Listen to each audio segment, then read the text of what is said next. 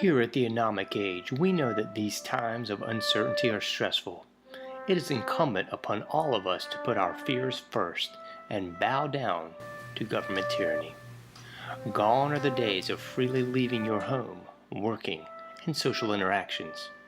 In exchange for safety, we will trade liberty. At the AnomicAge, we understand. However, just in case you want to get off your knees and stop being a sniveling coward, check out the JohnAge project at AnomicAge.com.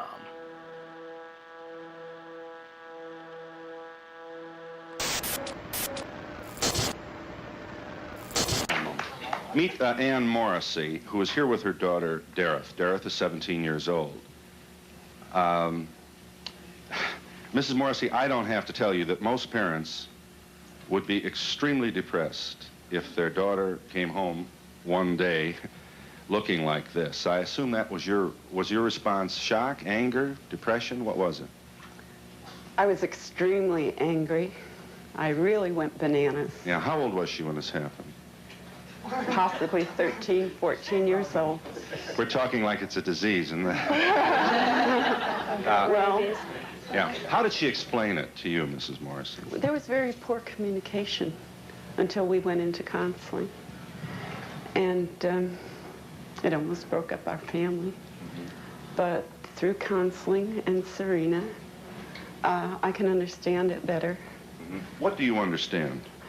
That she feels like she doesn't want to be like everyone else, and she wants to be her own person. And through the dress code and her lifestyle, she's expressing this. It doesn't conform with our rules, but we're learning to cope, and it's a very, very difficult thing. Extremely difficult. Dareth, let's let you talk for yourself. You're from Long Beach, California. I just can't handle being like everybody else because that's what everybody else wants, you know. Just because somebody else does something does not mean that I have to do it. You know, I have my own morals and ideals, and I go by them. Are you drug-free, Dareth? Yes, I am. Is this a political statement, then? Do you have some misgiving about the society that you see? Yeah, there's a lot of problems, you know. A lot of the people are really aware of what's going on, you know, and I don't like it, you know. There's a lot of problems. What? I don't like the way society is based. What bothers you? Give us some of the misgivings you have.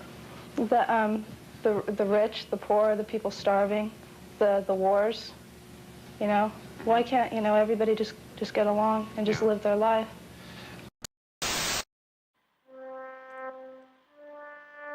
Here at the AnomicAge, we know that these times of uncertainty are stressful. It is incumbent upon all of us to put our fears first and bow down to government tyranny. Gone are the days of freely leaving your home, working, and social interactions.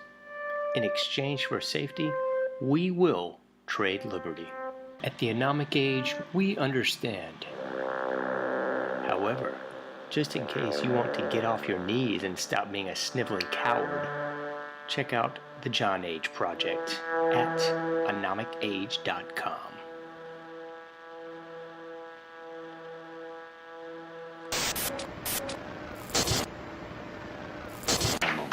Meet Ann Morrissey, who is here with her daughter. Dareth is 17 years old. Mrs. Morrissey, I don't have to tell you that most parents would be extremely depressed if their daughter came home one day looking like this. I assume that was your response shock, anger, depression? What was it? I was extremely angry. I really went bananas. Yeah, how old was she when this happened? Possibly 13, 14 years old. We're talking like it's a disease, isn't it? Well, yeah. How did she explain it to you, Mrs. Morrissey? there was very poor communication until we went into counseling. And it almost broke up our family. But through counseling and Serena, I can understand it better. What do you understand? That she feels like she doesn't want to be like everyone else, and she wants to be her own person. And through the dress code and her lifestyle, she's expressing this. It doesn't conform with our rules, but we're learning to cope, and it's a very, very difficult thing. Salmon Rio and Chevy.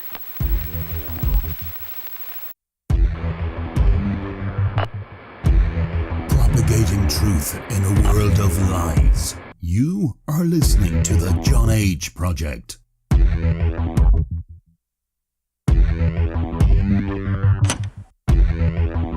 Trust no one. Trust no one. Trust no one.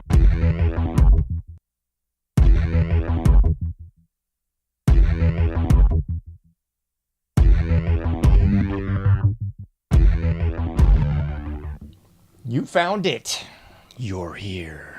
You're headlong down the runaway train that is the AnomicAge, and I am your humble host, JohnAge, coming at you live in the wee hours of the AM. My favorite kind of time, folks, the dark side of the AM. Hailing proudly from the coastal plains of the Old North State, I will be your tour guide this evening as we take a somewhat satirical journey down the path of murder, destruction, mayhem, and the extermination of human life on this planet. A forced march into obsolescence thrust upon us by a global satanic death cult of pedophiles. Check out AnomicAge.com. If you've not already done so, please like all the likes. Subscribe to all the subscriptions. PayPal.me/AnomicAge. Patreon.com/AnomicAge as well. Like all the likes. Subscribe to all the subscriptions. Free iPhone app, free Android app. Subscribe by email, link, free newsletter. So much more. We got the Donate with Cash app. We got the Buy Me a Cup of Coffee link. Those are all new. So if you're into that, and I hope you are, feel free to make a donation, become a patron, or just drop me some quan anytime you can. It would be much appreciated. You can definitely like all those likes, subscribe to the subscriptions. I am woefully short on kind comments on the iTunes as well as the Android. I just went through this whole hassle dealing with Google and the Android app for the last 48 hours. So enjoy the apps because they're an enormous pain in the rear, especially since I'm getting nothing for them. But I digress. Title of tonight's episode, as it were, Casually Killing America. Graphics by yours truly.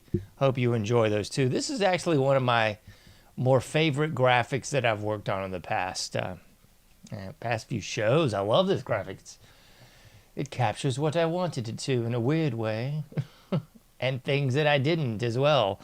Casually Killing America. What we're getting into this evening is the casualty that is the American people. The casualty that is Americana. The casualty that is this once great nation under God.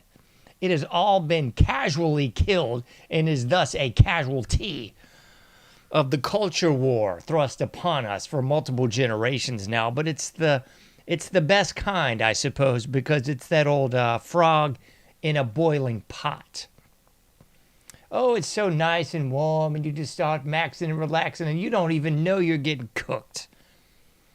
And I submit to you, that's exactly what's been going on 8 days a week and twice on Sunday here in America for multiple generations now, at the very least since the late 1950s. We have become the casual killers of America. See, culture's weird, folks. Culture requires participation. It's very participatory. So in order to be a part of a culture, you have to have that language. You got to have that dress, those foods, those customs, norms, mores, holidays, and so much more. That's what creates a culture. And we've been slipping, backsliding, and just falling hand over fist down the mountain into the morass, the abyss the dark side that we're in right now. But it didn't start out that way. Like I said, if you look at the 1950s, perhaps the golden age of America, and you start to see things sort of flag by the late 1950s, and assuredly by the time we roll into that new decade. Hold on a minute, I gotta sneeze.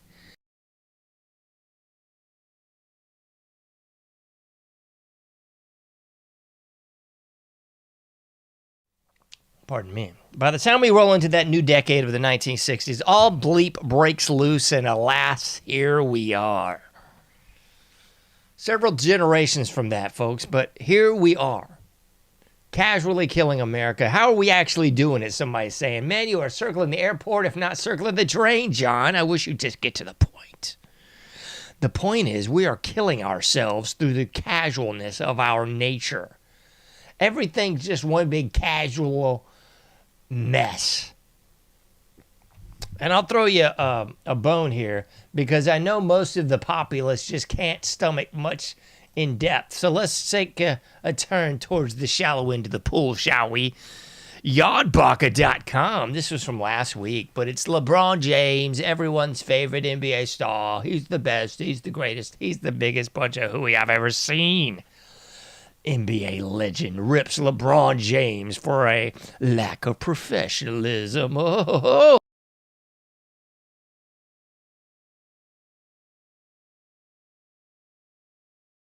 So what was LeBron doing that was not professional this time, huh? Well, this time he was out there shirtless, warming up for the game. This was game one of this series last week. So he was out there shirtless, warming up for the game. And NBA legends, not the least of which Isaiah Thomas, called him out on a lack of professionalism. You see, once upon a time, NBA coaches dressed up. Now, for at least the last 5 to 6 years, we've got NBA coaches, and I think they were preceded by the college coaches that just wear basically like some warm-ups.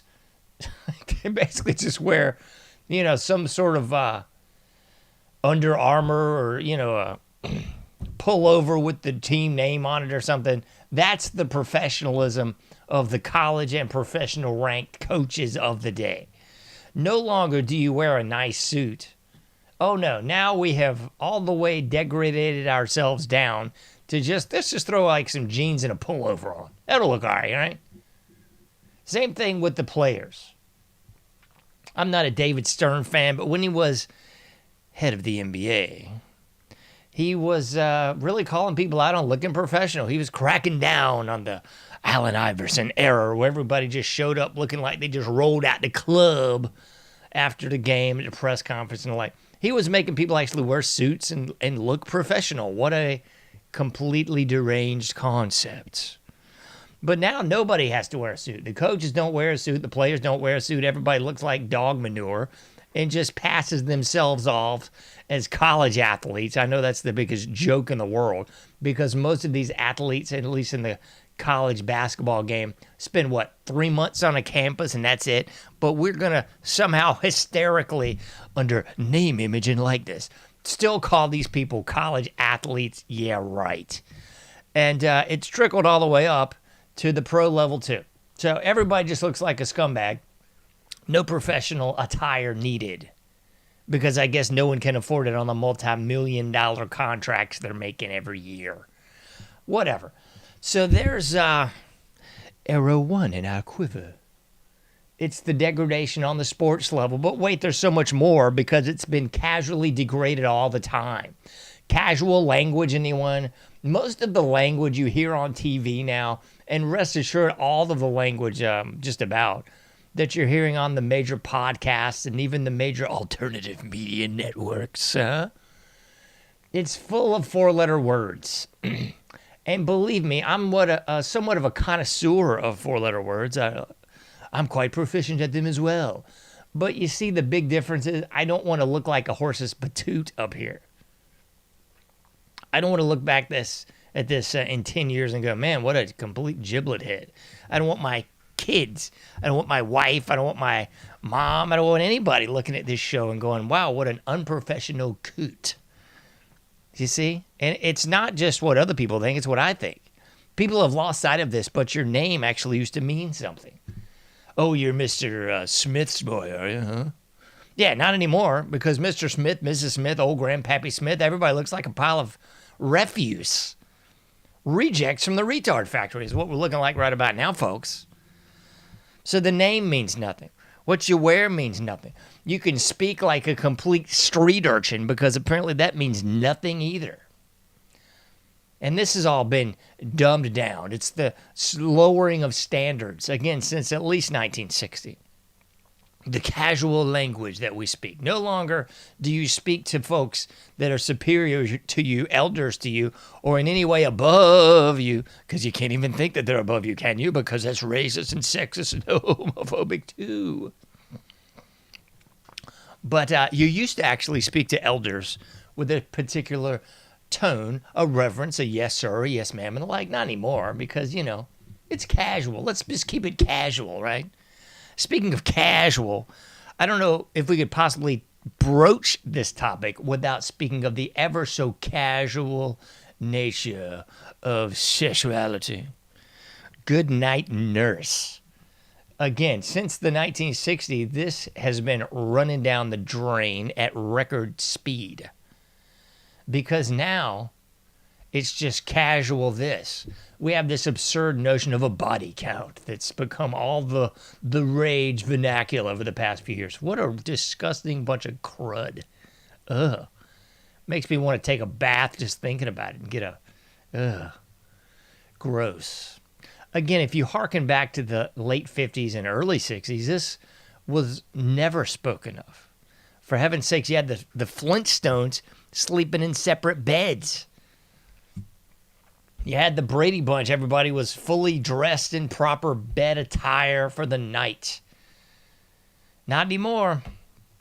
And same with the movies and the like. You know, an eyebrow was very well raised if you were checking into a hotel room with someone of the opposite persuasion. You know what I'm saying?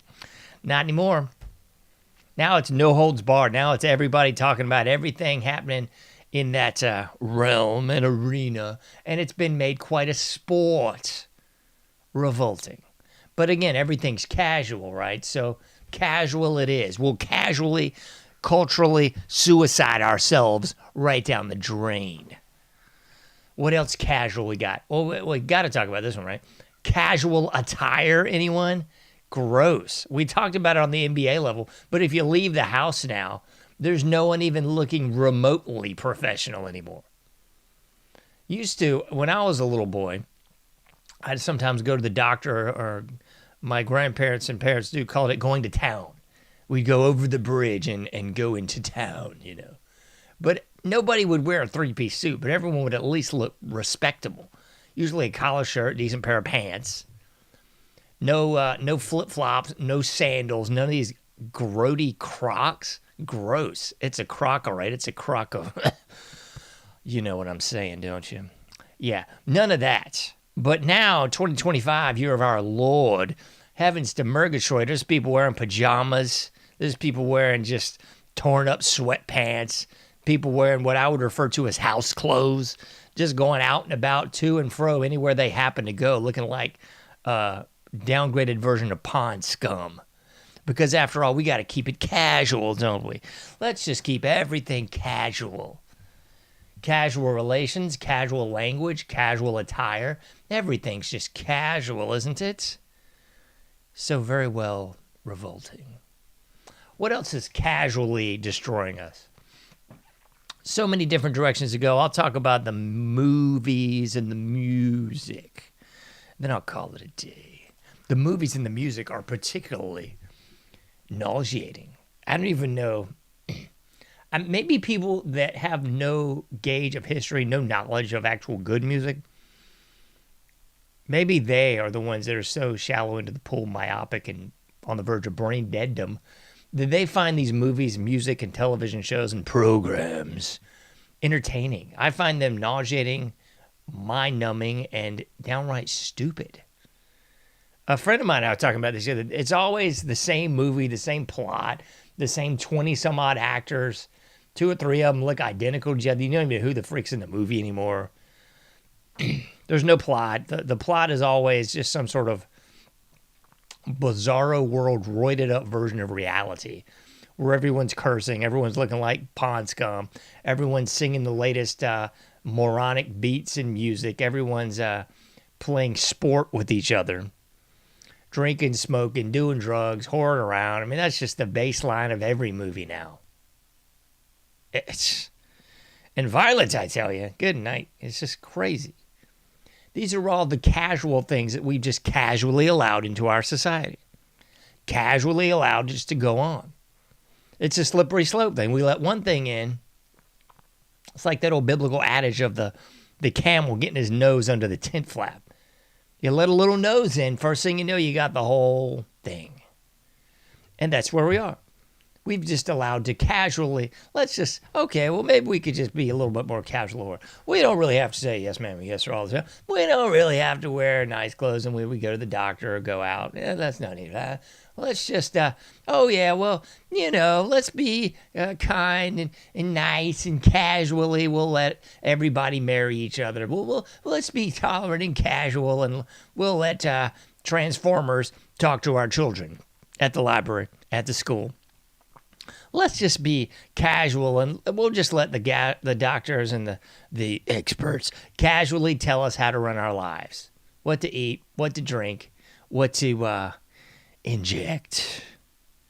Because after all, we don't want to be anything more than casual, right? Casual friends. We don't have real friends anymore. We've got a laundry list of giblet head, brain dead, and otherwise morons on the intro web. They're our casual friends. You know, when your car breaks down, you need to drag that dishwasher to the road, or maybe your hot water heater's leaking. Are they going to be there to casually help you? I think not. Therein lies the problem. We have predicated our existence, our lives, and our culture on the casual rather than the serious. Goes back to that old stupid, let's not talk about religion and politics, let's keep it casual, right? How many times have you heard that pile of stuff? I would submit to you, we don't need to keep it casual. That's been our downfall. We don't need to avoid politics or religion. We need to focus on them and speak upon them anytime we can, with anyone we want to, however we want to. We need to stop playing nice, stop being casual, and start getting serious. Because this is exactly what's killed our culture. You can't do everything, but you can do something. Remember, stop keeping it casual. I'll be seeing you sooner than later in the AnomicAge.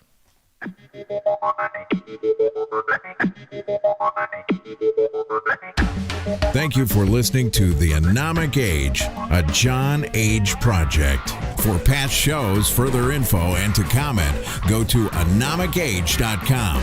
That's AnomicAge.com. Till next time, thank you for listening to the AnomicAge.